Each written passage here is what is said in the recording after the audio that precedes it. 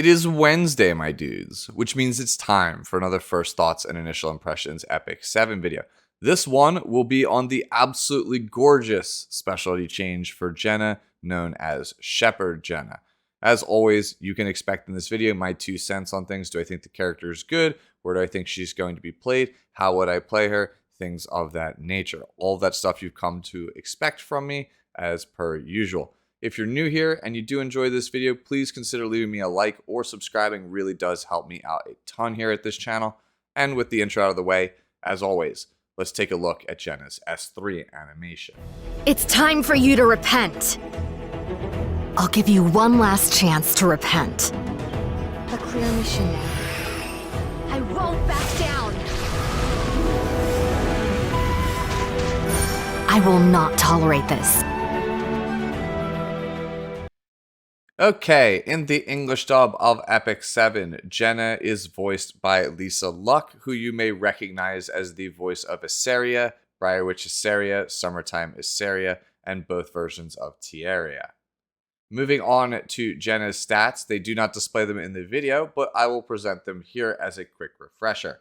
Jenna is an Ice Mage of the Aries zodiac symbol.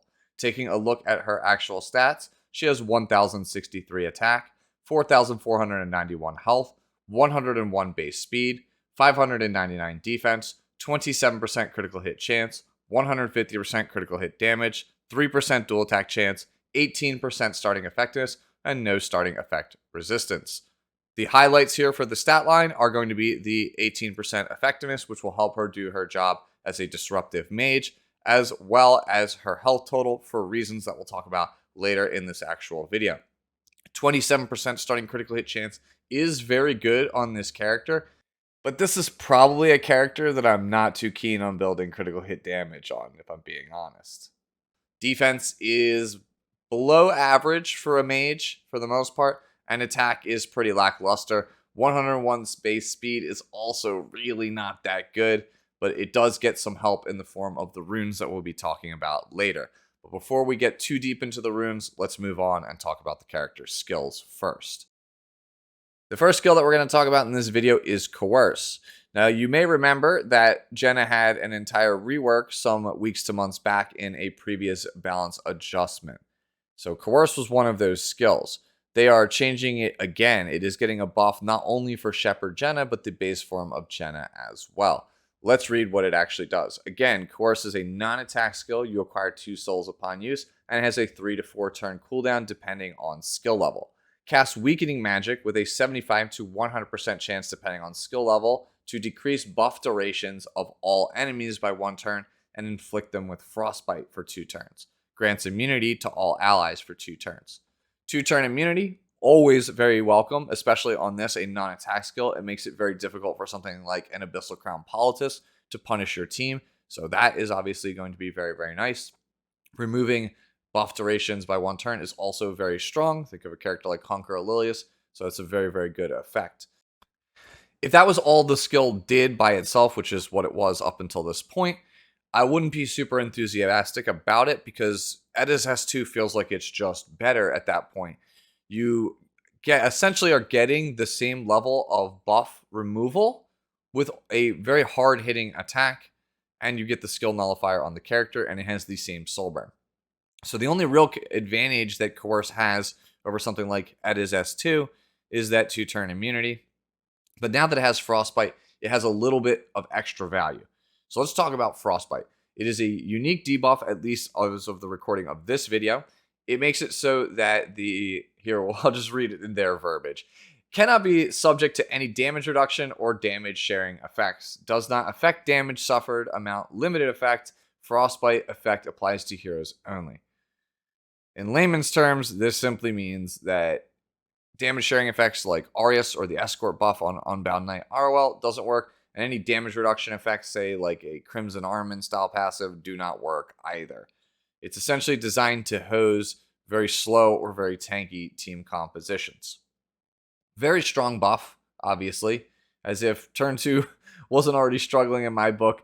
In the first place, we have anti-revive with, the new Briarwitch Issaria. We have anti-counter with Astromancer Elena. We have anti-speed with Zio, and now we have anti-mitigation with Jenna. Does that make Jenna broken? No, not really, but I do think that it is a very strong debuff, and I'm hoping that it stays just on Jenna and doesn't just randomly decide to show up on some like meta warping 5-star sometime in the future. Frostbite is very strong, and it gives Jenna a niche. Niches are incredibly important for characters in Epic 7. Characters need to have an inherent niche. It's what gives them value. For example, Zio is a character that is designed to take the first turn. That is, his niche is obviously going to be very, very powerful. You have things like Arya as well. Arya's niche is to punish characters or team compositions that have a lot of single target attacks because they're forced to be funneled into Arya. So there again are niches and roles that characters play. Fallen Cecilia obviously going to be like a damage mitigation character with barriers, as opposed to Yulha, who is more of a carry style damage mitigation source that doesn't use barriers. Think of characters in Epic 7 like tools. You want to choose the correct tool for the job. In this case, Jenna is a disruptive mage that just happens to also be very proficient against slow or tankier team compositions. That's primarily where you're going to be playing her. You're not playing her as a general use opener because, frankly, spoiler alert, she's not fast enough to be a general use opener. But as a follow-up character, or as a character that you know is faster than most of these slower damage mitigation compositions, where she can leverage the Frostbite debuff, then yes, that's where you would end up picking the character. Moving on now to talking about her other skill in this video, which is the S3. It used to be called Cold Snap. It is now referred to as Punishing Light post specialty change. Let's read the skill. Attacks all enemies with frost magic with a 50 to 75% chance, depending on skill level, to decrease the defense of all targets for 2 turns. Before, she has a 75 to 100% chance to decrease the combat readiness by a random amount between 20 and 40%. So the big change here on Punishing Light is now the CR pushback, instead of being 20%, could be as high as 40%. This is very reminiscent of a character like Bellion with Apocalypse. That is a random CR pushback on the enemy team. So overall, it's still a solid S3 for the most part. CR pushback, always very valuable, especially on a disruptive mage. Defense break is also very, very coveted, but the percentage is very, very low. One of the biggest disappointments with the changes to Briar Witch Assaria, which, don't get me wrong, very strong set of changes, very popular character right now in PvP, at least from the matches that I've played so far. The defense break is not exactly the highest. It's much lower than you'd anticipate compared to some of the other peers. A character like Ran, for example, is going to have a much better chance of defense breaking the team. So it's a nice to have, and considering this is a mage, it's going to be guaranteed to get the soul burn thanks to Hagel's Ancient Book from her S2, then yeah, you're basically getting a lot of value off of this character's combo.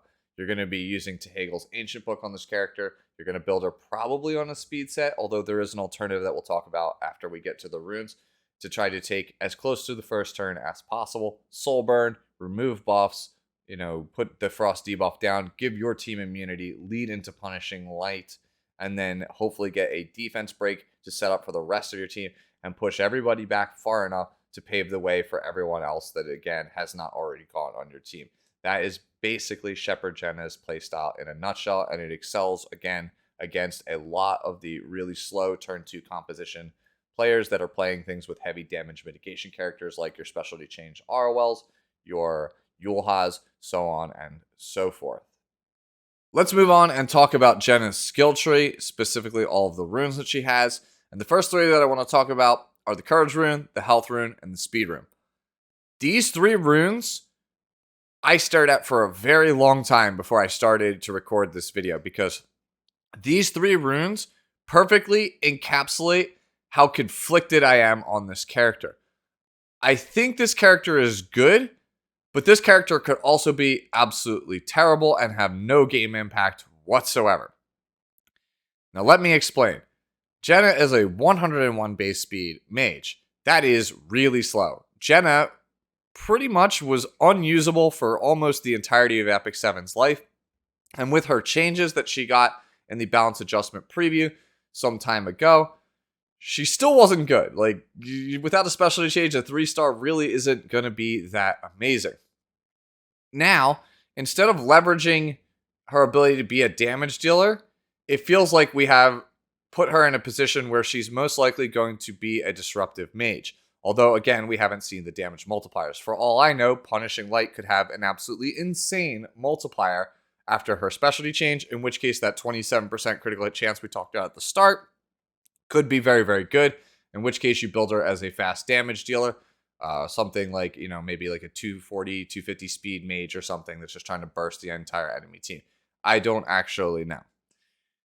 The Courage rune and the Speed rune give this character a total of 10 extra speed. That puts her at 111 speed, which is above the average, but it is certainly slower than pretty much every other mage opener in the game. The only realistic mage that is slower than Shepherd Jenna that we're playing is Milam at, I believe, 110. So it's about the same thing. Everybody else that you're actually using as an opener is somewhere above 112. Even a character like Roy Mustang, who is not built fast, is faster than Shepherd Jenna. The only mages that I could see play that are slower than Jenna are Spectre Tenebria and Sylvan Sage Vivian, two characters that you don't really care that much about speed on because they're going to just wipe the entire team off the face of the planet when they get to their first turn anyway. And the other is Edda, who is a character who has a passive that helps her get to take the second turn. And we've already made that comparison to Edda earlier in the video with Coerce. So on one hand, I was struggling to see where I would want to play Jenna because she's not fast enough to be an opener. The characters that are being disruptors generally, again, are faster than her and could probably do the whole follow-up thing better than her. And the character that we've already compared her to, Edda, is most likely always going to go ahead of her and win us the game. So I was struggling to see where I would want to play Shepherd Jenna. I was starting to feel pretty down about the character. And then I saw the health rune and realized that is 20% base health. And Jenna as a 3-star already has the same base health as specialty change Mercedes, powered up Mercedes. And I started to think, wait, that's really high for a mage, isn't it? And sure enough, I was right. It puts her basically in the same league as a character like Arya, who could already get some pretty impressive speed numbers, like 260, 270 speed, while maintaining like a 15 to 18k HP range. So Jenna is fairly tanky when you consider how fast she actually is. You could realistically build Jenna in that 270 to 275 speed range and still be really tanky on this character.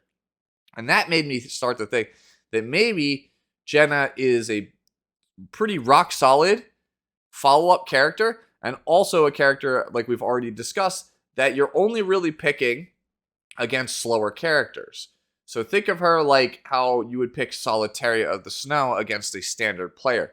If they don't have something like Conqueror Lilius or Zio or Lua or, Laika, one of these really fast, crazy openers, and you're fairly sure you could steal the first turn in the last pick and it's a good counter, you'd pick Solitaria there, for example. I feel very much the same about Shepherd Jenna. She is very tanky, that she can play out these long, drawn-out bruiser games, and she is proficient against those same bruiser drafts. That is what the S2 and S3 plus these runes suggest to me on the actual character. That said, let's still take a look at what else we got in the rune tree. She also has the Unity rune, which gives 5% extra attack to all allies, including herself, inside of the battle. Nice to have effect. You usually see at least one of these on most specialty changes. It's nothing super crazy, nothing to write home about. The ones that give the effect resistance to the team are usually the ones you remember the most. Think of a character like Adventurer Roz. Moving on to the runes that affect Punishing Light, we have the Relic rune, which increases the defense break chance by an extra 5%, bringing the total up to 80%. Still not the best. It's not going to be the most consistent. At this point in Epic 7's life, people are really looking for 100%, although 100% AoE defense break might be a bit much. It's fine.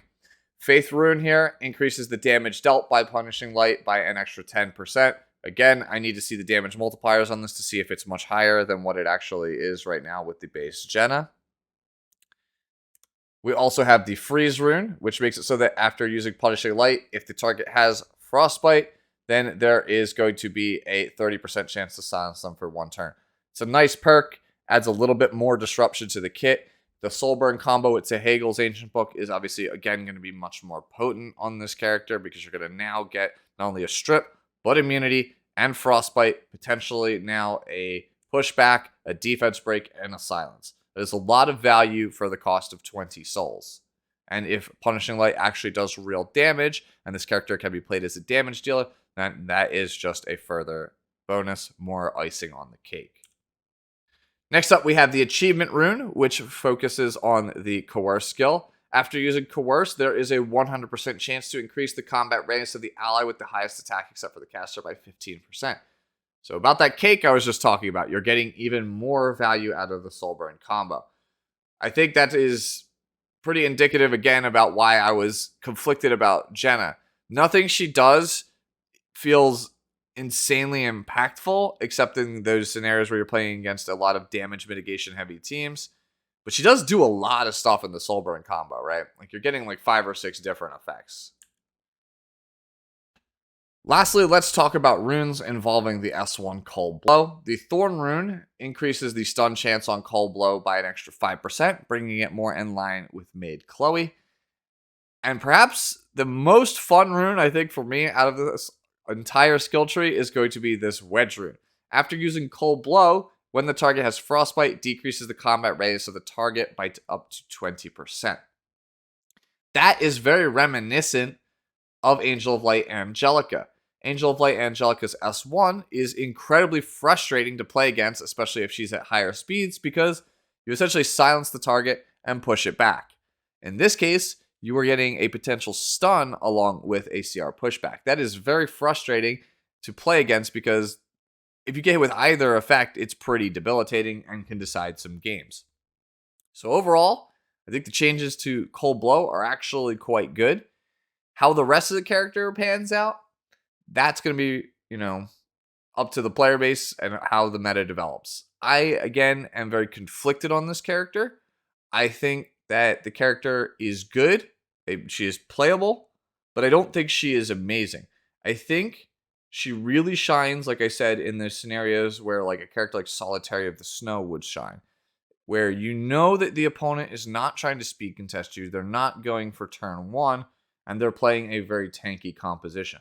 In a scenario like that, I think Shepherd Jenna really shines. She's also really, really good as a pocket pick for cleavers who are looking to try to turn off damage mitigation without actually banning that mitigation. So again, if you're playing something that is either aggressive, that needs to shut off damage mitigation, or you are playing a bruiser versus bruiser match, you can pick her as a last-minute pocket pick and have some incredible value potentially. So again, that's how I feel about Shepherd Jenna. Most likely going to be played on speed set with Hagel's Ancient Book most of the time. Although, with the actual stun on the Cold Blow here with Thorn Rune, I wouldn't fault somebody for trying to play some kind of like crazy tanky counter build as well with Thorn Rune, especially because this character has such high base health for an actual mage. Let me know down in the comments below, though, if you agree or disagree with any of my thoughts or opinions on Jenna. Would love to hear from you. This is definitely one of the initial impressions videos that I've made where I've really struggled to kind of figure out if I like the character or not. It took me about an hour of just actually thinking and actually, discussing with 1 or 2 of my guildmates, how good is this character actually? Because it's not readily apparent. This character does a lot of things, but is not the absolute best at any of them outside of being an anti-mitigation mage thanks to Frostbite. So again, really difficult character I feel like to evaluate. But if I have to pick something that she's good at, it's the anti-mitigation as a pocket last pick in a lot of drafts. Hopefully you enjoyed this video, and as always, enjoy the rest of your day, the rest of your week, and I'll catch you hopefully later on this week with yet another video. Bye-bye now.